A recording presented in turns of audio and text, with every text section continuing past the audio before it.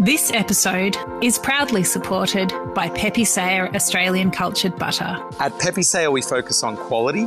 So if someone comes into your restaurant and they see you're using Pepe Sayer, they know immediately that that is a quality product you've got in front of you on the table. And that comes from a decade of just doing quality butter day after day. For more information, go to pepesayer.com.au. I'd like to acknowledge Australia's First Nation people as the traditional custodians of the land, and for this episode in particular, the Boonwurrung people. I pay my respects to their elders past, present and emerging. It was amazing to get the grapes from the first vintage I worked, and just the power and concentration that the Shiraz gets up there is something to behold. This is Over a Glass. I'm Shanteh, Wale. Tom Carson is General Manager and Chief Winemaker of Yabby Lake and Heathcote Estate. He is also one of the most competent, gifted and intelligent winemakers in this country. His peers speak of him with respect and adoration, and anyone who drinks his wines with total awe and wonderment. I'm honoured to have him on the podcast. Hi Tom, thanks for joining me. Hi Shanteh. Thanks so much for making the time. I know how busy you are. Where are you joining us from today? Today I'm at Yabby Lake Vineyard on the Mornington. Tom, take me back to one of your first memories of wine. Where did it all start for you? Well, going way back, I suppose, my first ever memory was my dad took me up to a vineyard in Heathcote, which was a friend of his called Lee Hunt. It was Huntley Vineyards, and it was vintage day, and I don't know, I must have been 7 or years old or something like that. And I just remember foot stomping grapes in a garbage bin, which was great fun. But that would be my earliest memory. That's a pretty tangible memory of wine, to be foot stomping grapes, especially at some an age like 7. Your father was a keen collector of wine. Did his kind of impressions of wine have an impact on you?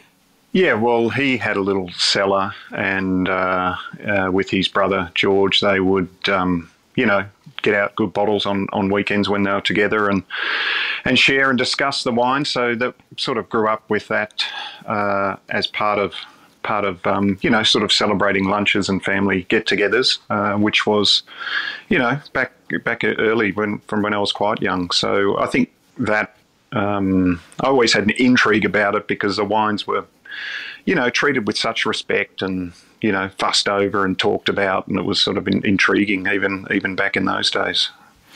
Yeah, I think that whenever, like you said, whenever somebody, especially your parents in particular, who you often look up to, when they're, quite involved or passionate about something, you take it on board, even if you don't understand it, you something's happening, kind of in the background, whether it be mum that's, doing something in wherever it may be, the kitchen or in a garden, and you can see the love. I think it does translate a bit, doesn't it?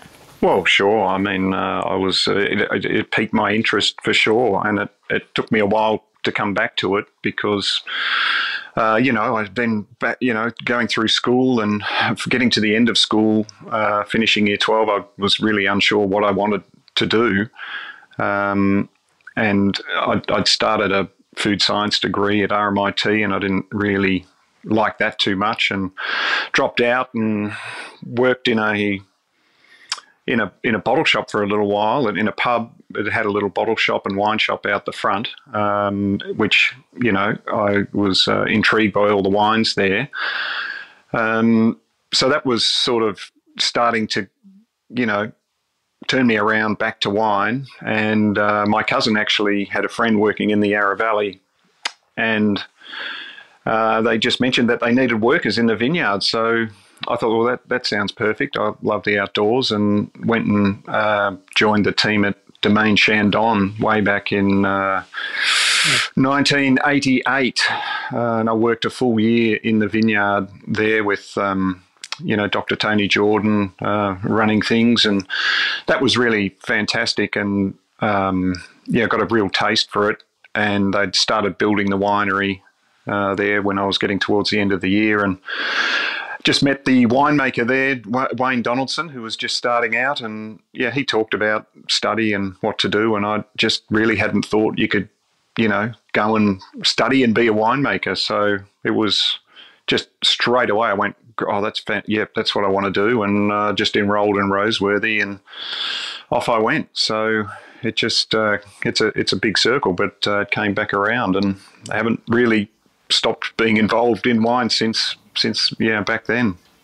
Yeah, certainly not. So did you enjoy, kind of your days at university? Did you find that you loved some parts and hated others, or did you enjoy all of it? Oh, it was fantastic at Roseworthy, because this was before, we were actually the last year before it shifted to University of Adelaide, so we were on the Roseworthy campus for the 3 years, and it was quite a small group. There was only about, I think we started with about 32 and whittled down to about 25. So, the 25 of us spent the 3 years together on campus. And because it was an agricultural college, the wine science course was, quite specific. So we all sort of mixed and socialised together very tightly as a group. And I've still got some really good mates that went through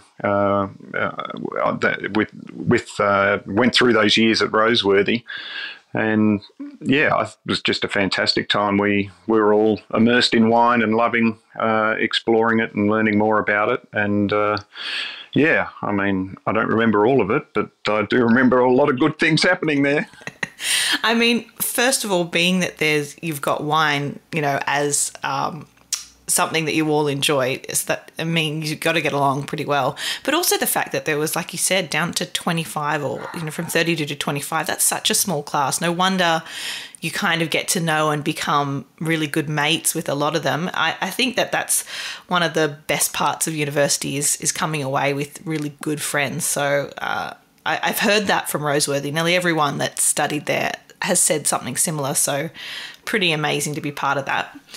You travelled after that. You travelled to Burgundy, I think, in 1992. What does a place like Burgundy mean to you? Oh, it's just a very special place. I mean, it was an incredible eye-opener for me, particularly just graduating at the end of 91 from Roseworthy and having, 3 years of science and technical sort of winemaking stuff shoved down your throat, and to go to Burgundy and just, be immersed in the history of the place, and just how they just speak about wine differently in France. They speak about the place, the characters of the place, why the wines taste the way they do based on where they're grown, not by how they're made.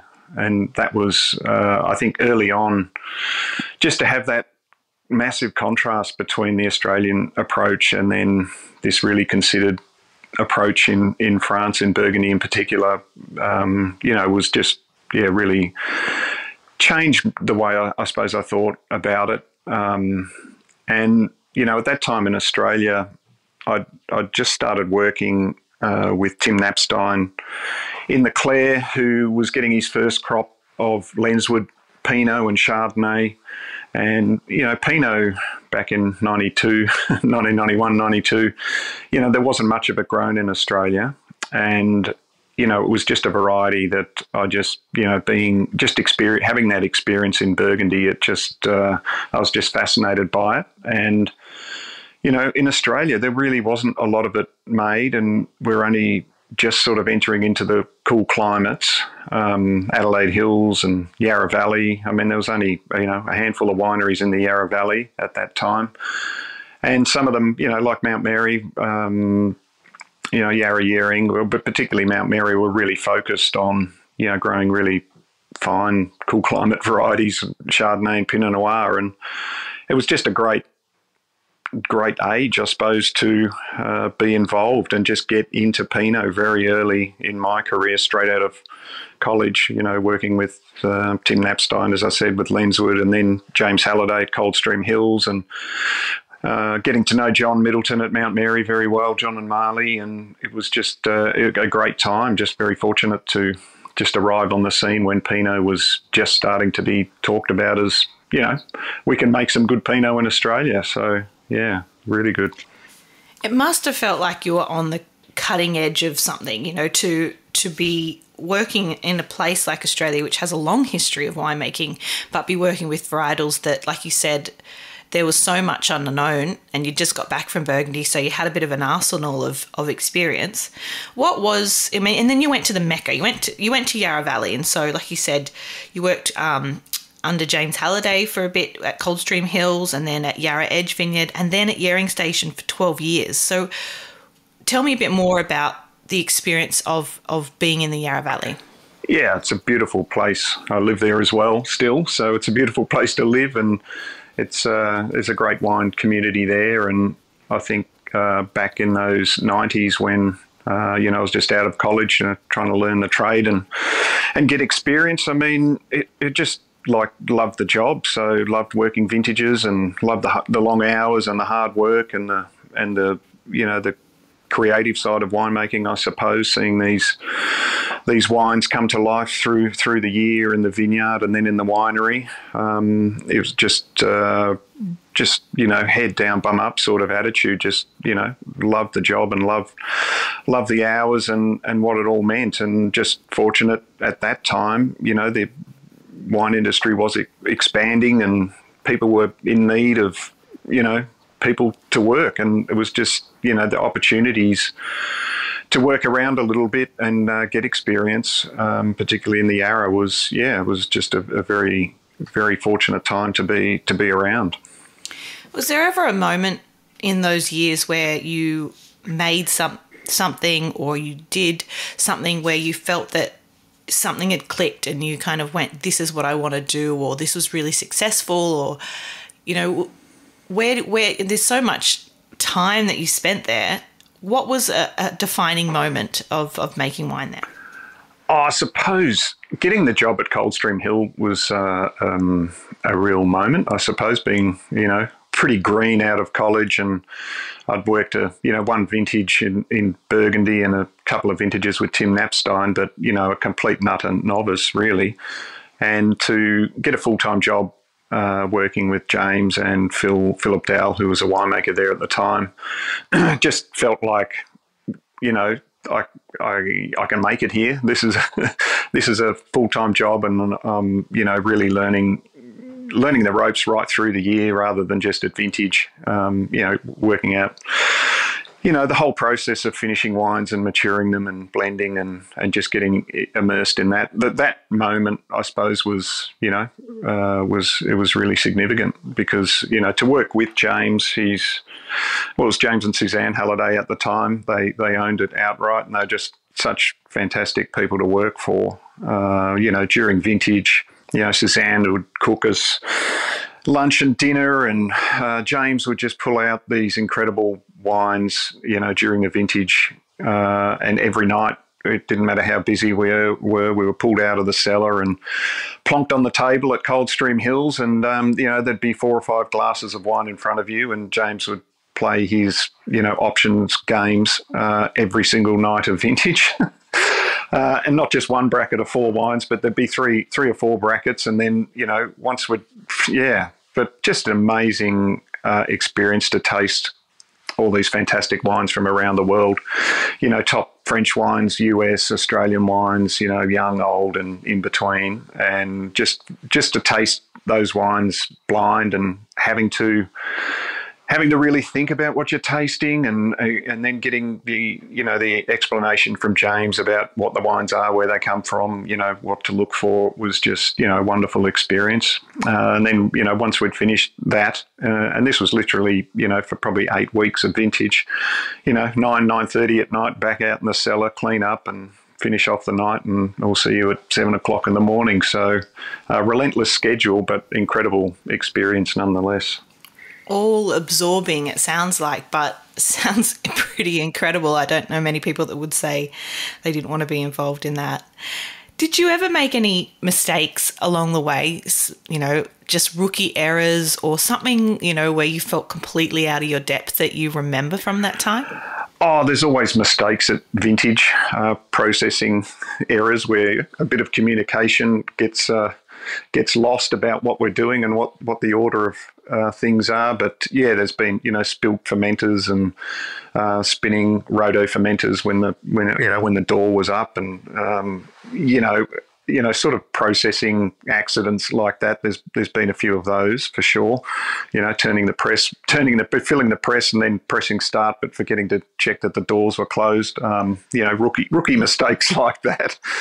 But yeah, nothing significant, but lots of spills and messes to clean up for sure. But you learn to be, I suppose you learn to be very thoughtful and, always check your lines and check the valves and, just spend that little bit of extra time. If you're going to do something, make sure you do it right. So, you're always busy and flat out, but you've always got time to, make sure that you don't make a catastrophic error. But yeah, plenty of boo-boos, that's for sure.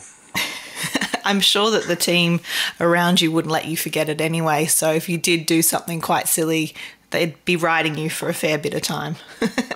Yeah, well, they had an award at Coldstream Hills for the biggest blunder of vintage. I think it was called the Craig Gass Award, after one of the early vintage workers who left one of the aluminium shovels in the caustic bath, to clean it overnight, and came back and it had pretty much dissolved into just a handle with a shred of aluminium left on it. And that was the award that was awarded each year to the biggest stuff up of vintage. So, yeah, I didn't win it, but I came close a couple of years. Not one of the trophies you want to win. That's I've heard a couple of things like that. A certain hat that someone has to wear if you've done something silly, and sometimes that's the worst part, is just getting ribbed by your mates for it. But in 2008, you joined Yabby Lake and Heathcote estate team.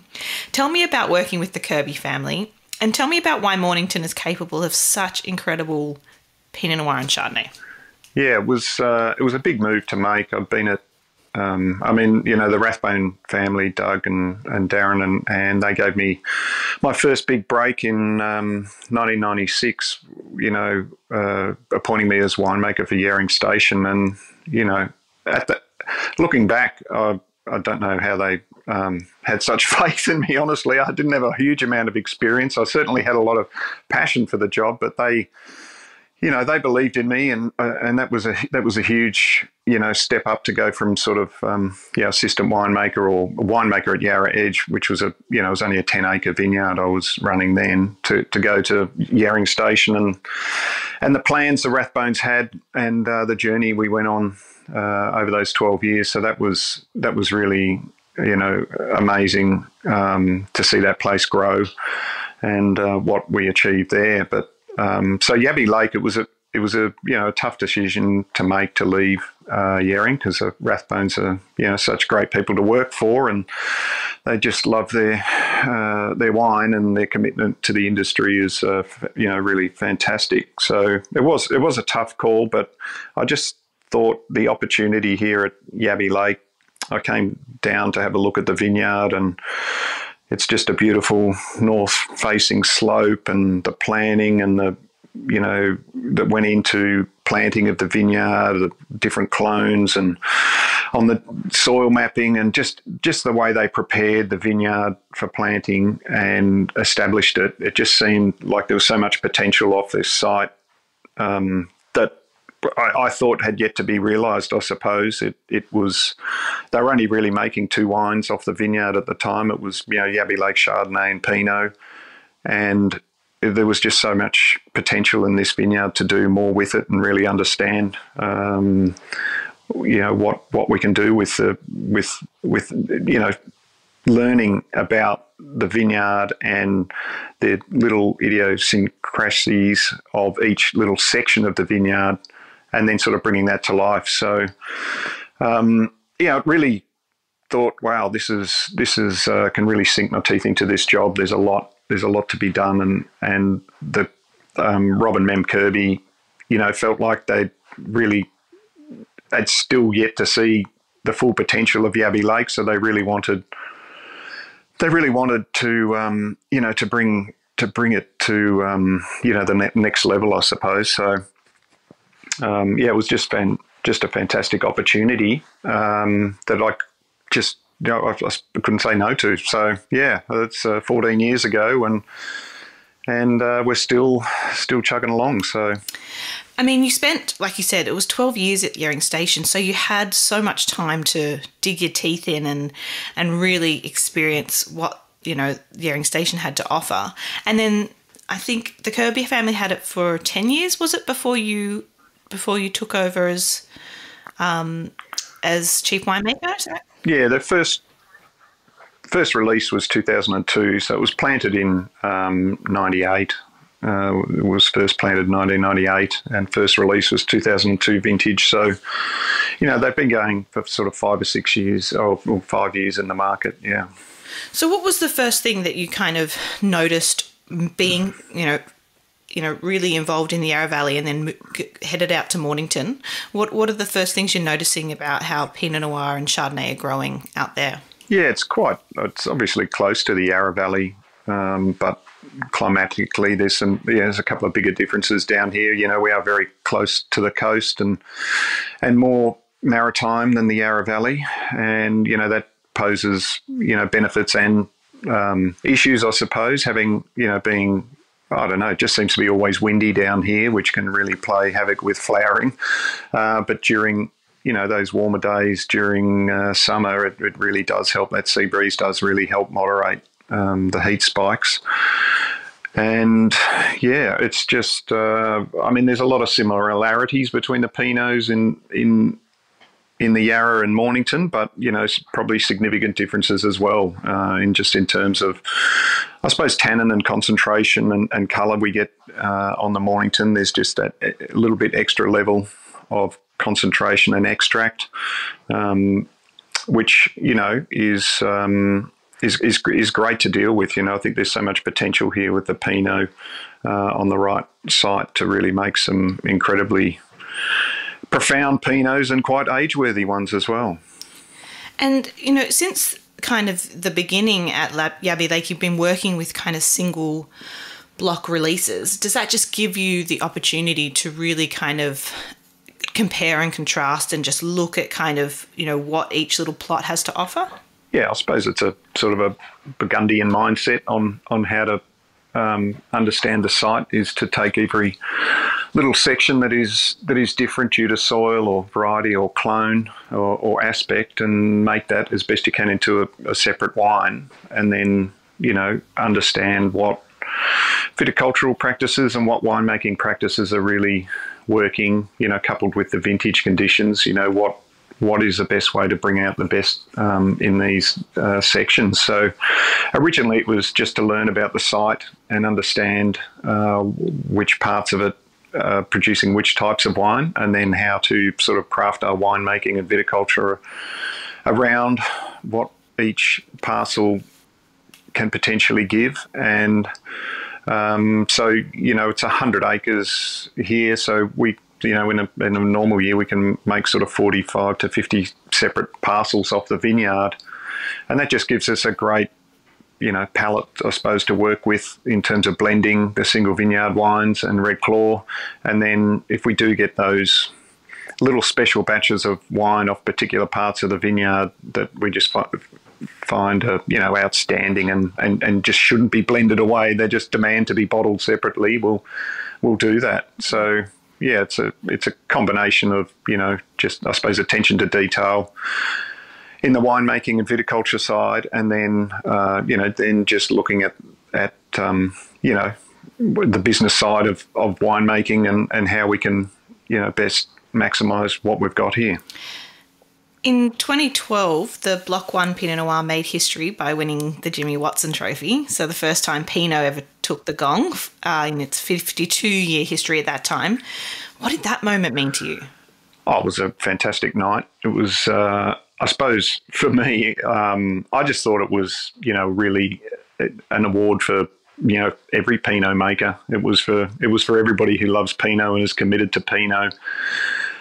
That it could win an award like that. So it was sort of accepted on behalf of all people who are committed to making good Pinot. But personally, it was a wonderful moment. You don't the awards come and go, but that was a special one, an historic one for Yabby Lake, and for me, I was for the winemaking team, we were absolutely stoked. And we still open that wine every now and then. It still looks fantastic and is just, amazing at 10 years of age as well. So, it was wonderful to accept it on behalf of all the Pinot lovers out there. Yeah, that makes a lot of sense, because I think, you've got to have so much commitment and drive to be working with some of these varieties, especially in the country at the time where a lot of people perhaps poo-pooed it a little bit because we're so strong in other varieties as well. So it was really a huge benchmark for Pinot Noir, and I just can't imagine being there at the time. And I suppose it probably sank in a little bit later as well. But I think, you've had a vision ever since like you said, you were working in the Clare of that these varieties are going to work so well. And I'm sure that it hasn't been easy along the way.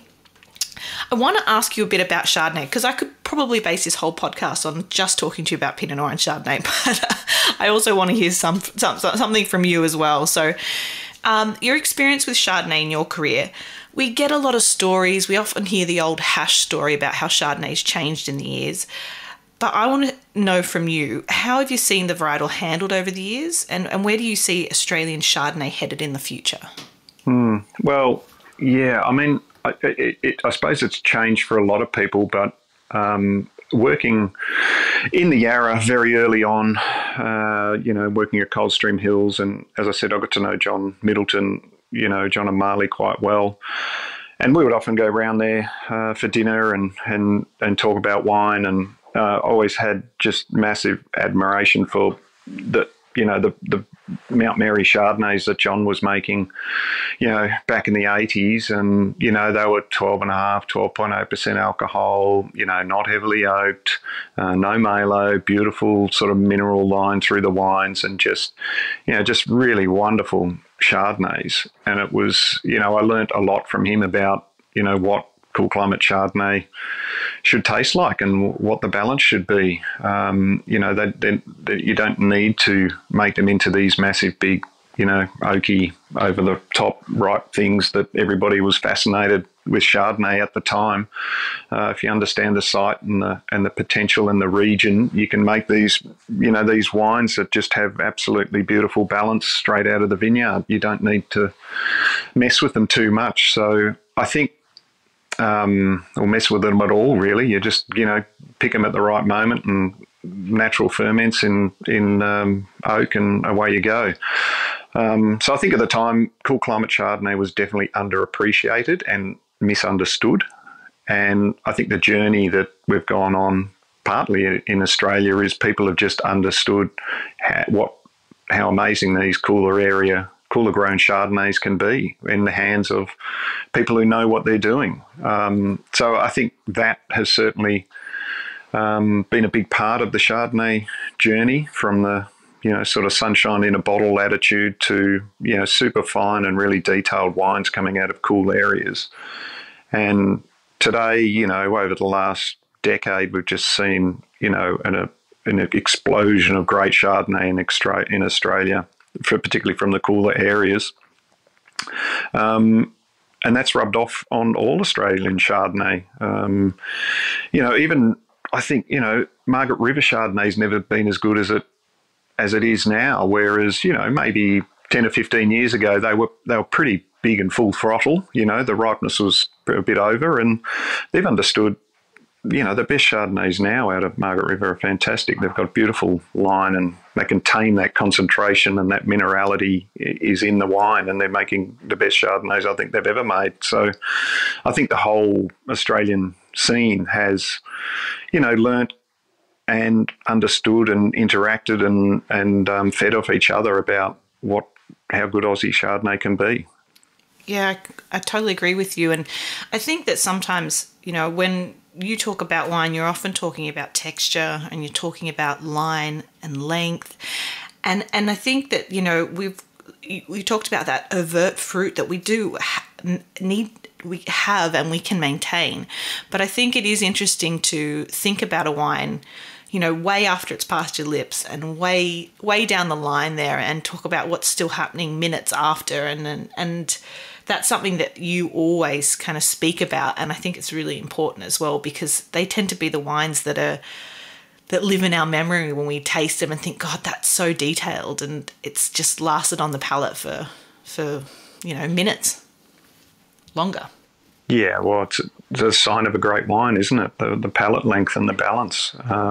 It's definitely what we're getting in Aussie Chardonnay. The best of them right now is, I suppose being accused, these people saying they're just picked early, and that's why they're all too lean and acid. But that's just a complete misunderstanding of what is happening with the best Chardonnays. And the best Chardonnays do have this beautiful mineral line, but we've also got the sort of fat on the bones, the concentration, and that sort of pithy phenolic drive that the best Chardonnays have are just producing these wines with incredible length and purity. And you look at the price of white Burgundy at the moment, you'd be mad to buy that when you can buy Oak Ridge Chardonnay and for $60 a bottle that are equal to some of the best wines around.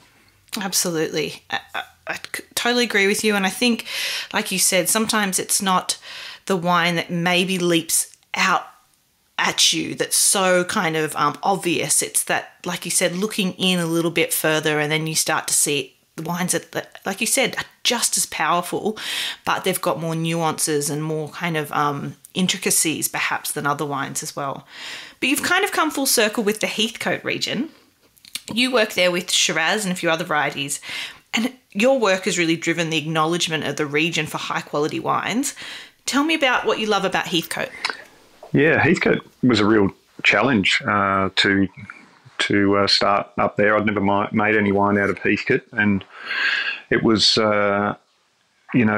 first visiting the vineyard when I first started with Yabby and Heathcote, and just looking around at, the Cambrian soil up there, and how the vines grow in it, and the topography of the site. It was just a really, really beautiful vineyard with this incredible deep, rich Cambrian soil on it, and it was amazing to get the grapes from the first vintage I worked, and just the power and concentration that the Shiraz gets up there is something to behold. A day after being on skins, they're just black and loaded with tannin and extract, and it's like, it's not a question of getting everything out of it. It's like taming them and trying to shape them a little bit and not overdoing it. But again, with the vineyard, we sort of broke it up into sections and really worked with some subtle different soil type changes across the vineyard, and then in the winery also tweaking the way the wine had been made in the past, and then what we found was producing better results. And we've really changed quite a lot what we do over the 12 years from when I started. I mean, the first thing I did when I started was to sell the machine harvester that they had in the shed. They would machine pick everything. So that was on the market the day after I visited. And, so we went to hand picking, and, a lot of the previous wines were, fermented in red fermenters, so sort of closed stainless steel tanks. We went all to open fermenters and purchased some, oak fermenters as well. And, really been tweaking the amount of whole bunch we use in the wines. And I suppose the biggest thing, I think, was just understanding, the time to pick when the grapes are ripe. And I think a lot of Shiraz in Australia is sort of picked on numbers, and with everything we do here, we really try and pick on flavour and balance. And so we definitely sample and have a look at the numbers, but we can start picking Heathcote Shiraz at just in the low 12 Beaumets because the flavour's there and the fruit's just in absolutely beautiful condition. It doesn't happen every year, but it can happen. Some years we'll be picking at sort of 12 Beaumet and making, 12.5%, 12.8% alcohol Heathcote Shiraz that just don't lose any of the hallmarks of Heathcote Shiraz, but they just have much better balance and freshness and texture. And that's something we really work on. And we don't over open. We age them all in 500 litre puncheons and a small amount of new. And we've really sort of shaped the way we make the wines there. And I think, each year we just think, the wines are getting more refined, more detailed, and just better expressions from the vineyard. The Heathcote single vineyard Shiraz is been a defining wine for me. That kind of flicked a switch in my brain to understanding, different climatics. Expression of Shiraz, and the 2020 is no different. Incredibly concentrated. It just feels like you've got tiny, minute berries because it's just got so much flavour and so many savoury qualities. I absolutely love the wine. But how did you, in your experience, how did it go presenting that wine, to consumers and also in wine shows? And did you find that it kind of floored people from the get-go, or did people have a hard time understanding it? Oh, it depends, I suppose. I think in wine shows the last couple of years, it's actually done quite well. We've won the 2017, I think it was the first Heathcote wine to win a wine of show at Sydney Royal in 2018. So it scooped the pool and ran through and won 5 or 6 trophies, which was a real moment for Heathcote. So it has, and I suppose it's the way we've just tried to tame the vineyard a little bit without just letting it go, full throttle. The thing with the Heathcote tannins are they are incredibly tightly packed and savoury. And if you overdo it, the wines do have a sort of, real drying sort of back palate to them. And that's really what we're focused on, is trying to, not overdo the extract and get the right type of tannins out of the grape and just keep that, some of the flesh on the bones and that textural, mid-palate that Shiraz needs. So that's something we've really worked on, and I think it's been appreciated. We've seen some better results in the show since we've really, combined all these little things I just spoke about have sort of come together, and we've got a sort of a new philosophy on how to get the best out of Heathcote Shiraz.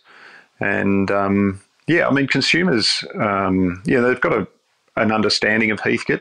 Particularly in Victoria. It's a very popular region in Victoria. Most of our sales are in Victoria, but when you get out of Victoria, people are really interested in what Heathcote's about, and what it tastes like and what they should be looking for. So, it's been very well received. Yeah, only onwards and upwards for Heathcote, I think. Well, you're so engrossed in the industry, you often call yourself obsessed, but between wine judging and winemaking and consultation and drinking, if we take wine out of the equation completely, what else do we find Tom Carson doing day to day? Oh, he loves the game of golf. Perfect. That's my sort of release, to get out on a Saturday morning, have a good hit of golf. That's a real pleasure for me, and I've got a few mates that we play with every week, and it's great to get out on the course, and it's a challenging game you can never master. So I don't know whether there's some similarities with wine there, that it's something that you've just got to keep trying at. It doesn't surprise me at all. Patience and minute detail and, just the long game. It doesn't surprise me that you said golf at all. Tom, if you had absolutely had to drink only 3 drinks for the rest of your life, I know it's a pretty tough question, but what would they be and why? Well, I have listened to a few of your episodes, and my immediate response was, coffee, wine, and whiskey, Japanese whiskey. That's the quickest response I can give. And if you want to break it down, I don't know. I can't choose between wine because if it's good, I just have a great appreciation for it. Doesn't matter what variety it is. And yeah, Japanese whiskey's just really, really interesting. Steve Pannell got me into it a few years ago, and just been loving trying and how they've just managed to make these fantastic whiskies there. It's incredible. And the day doesn't start. You don't go anywhere without a coffee, so... Well, that is very true. And in a short period of time, Japanese whiskey is just, a roller coaster of excitement. So we'll blame Steve Pannell for the bank account later down the track, I suppose. Exactly. Yep. Tom, it's been such a pleasure. Thank you for letting me pick your brain today. I've really loved spending time with you. I really appreciate it. And I can't wait till our paths cross again and we can have some more tasting or do some more wine judging together. Great. Thanks, Shanteh. This is Over a Glass. I'm Shanteh Wale. Stay tuned for more stories from the world of wine and drinks. Listen in every Thursday on your podcast app. Follow us on Instagram @overaglasspod and contact us at overaglass@deepintheweeds.com.au.